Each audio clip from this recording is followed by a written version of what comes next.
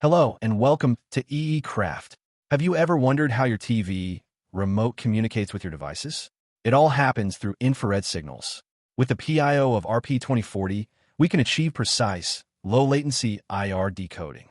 This is ideal for custom remotes, home automation, or simply exploring microcontrollers. If you're interested in learning more, please continue watching until the end.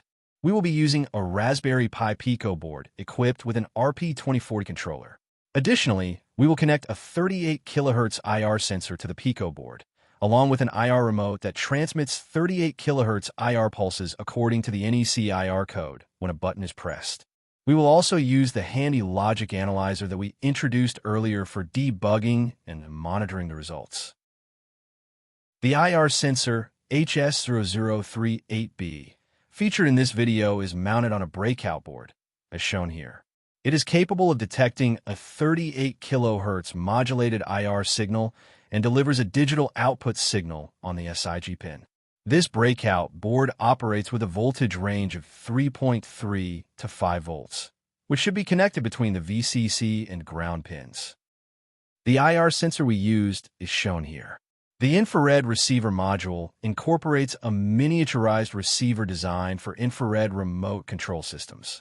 It features an internal demodulator that detects modulated infrared signals at 38 kHz. This infrared receiver is compatible with all major transmission codes and can receive signals effectively from a distance of up to 10 meters.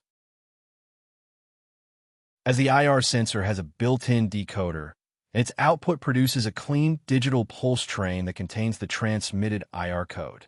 This pulse signal can be directly connected to a GPIO on a microcontroller for signal reading. In this video, we will connect the IR receiver's output to a GPIO on the RP2040 microcontroller and use a programmable I/O to read the transmitted code. The IR remote transmitter operates at a frequency of 38 kHz and serves as a universal infrared remote control. It is compatible with the NEC encoding format and is powered by a CR2032 battery. The remote has an operational range of more than 8 meters and features 21 keys, allowing it to generate 21 different codes.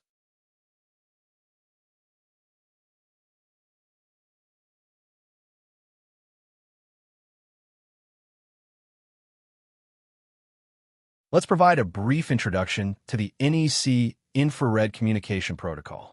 The link to this tutorial webpage is provided in the description box for your reference reading.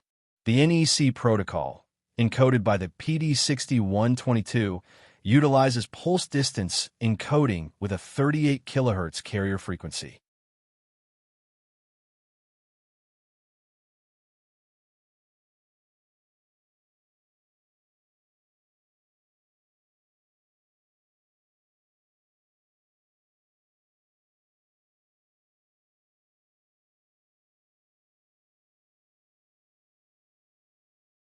Each message frame begins with a 9 milliseconds pulse burst followed by a 4.5 ms space.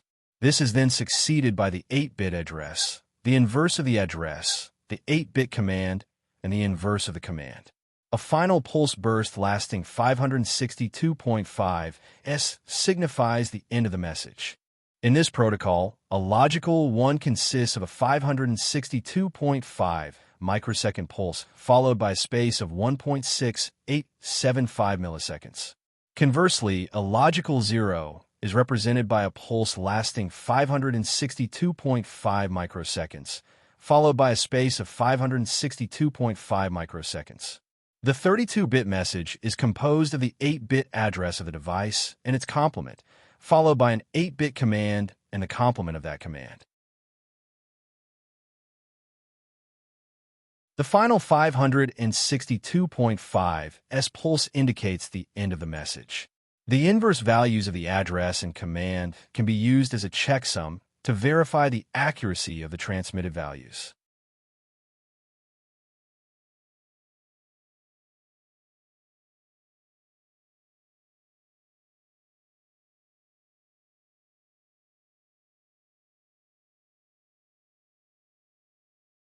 When an IR receiver is connected to an oscilloscope, the transmitted bits can be observed as pulses.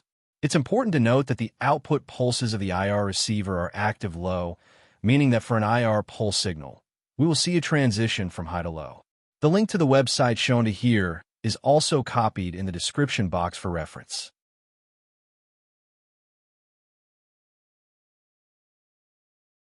Now, let's move on to the Arduino sketch. We'll start with the PIO assembly code. We have used a PIO program that has already been created and is available online under the BSD 3-clause license, which meets our needs.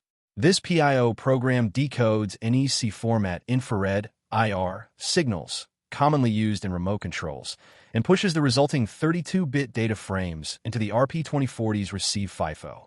This allows for further processing in your Arduino sketch or C code. Each bit is processed in the following manner. It waits for a brief delay, defined by bit sample delay constant, to ensure it samples at the midpoint of the gap between bursts. During this sampling, if the pin reads low, it indicates a short gap, representing a logical 0. Conversely, if the pin remains high, it signifies a long gap, which corresponds to a logical 1. Each bit is then shifted into the interrupt service routine, ISR. Once 32 bits have been collected, the ISR automatically pushes the complete word into the receive FIFO.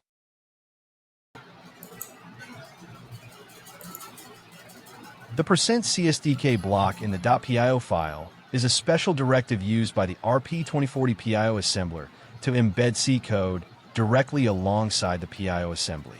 It's not part of the PIO instruction set itself. It's a convenience feature that helps bind your low-level PIO logic to your high-level C application. The PIO code is then converted into a C header file using the PIOASM command line assembler tool. This is a format that can be integrated into the Arduino sketch. This header includes the compiled instruction array, metadata like instruction count and side set usage, a helper function like NEC receive program init, defined in the %CSDK block.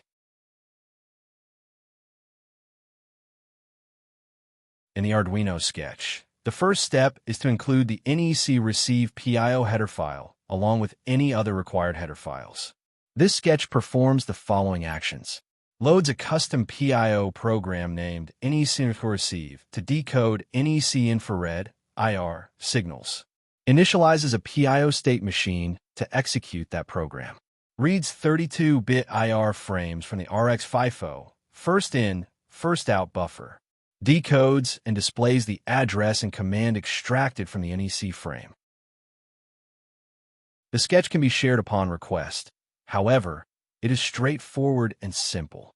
The decode NEC function prints the address and command received by the IR receiver. These values can be used to identify which key has been pressed, although this feature has not yet been implemented in the code.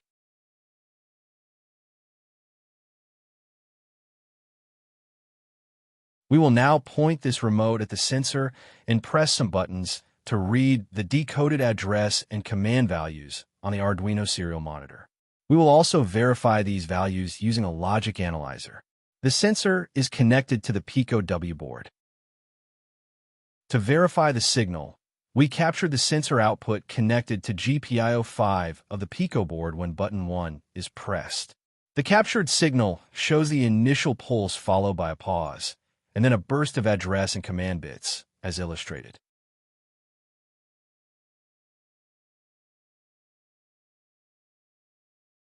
The first 8 bits are the address bits, followed by 8 bits denoting the address complement. Note that, for each byte, LSB comes first.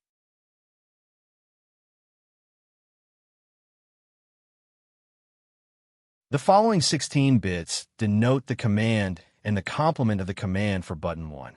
Again, LSB is the first bit transmitted. The last pulse denotes the end of the message. In the waveform, we can clearly distinguish between zeros and ones based on the duration of the pulses. Therefore, we can determine the address and the command values as shown.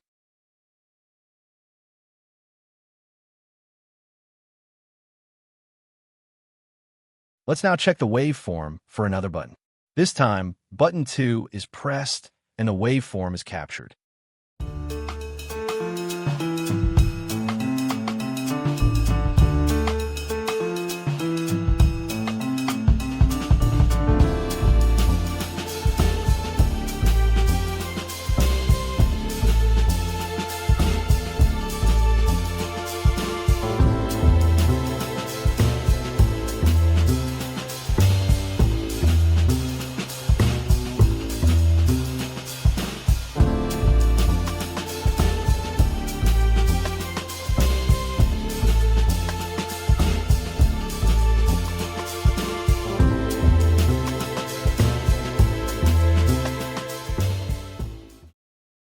Take note of the address and command values for buttons 1 and 2. Next, we'll observe the values being read by the RP2040 controller on the Pico board, which will be printed on the serial console. These values should match. The decode NEC function retrieves both the address and command data, as illustrated.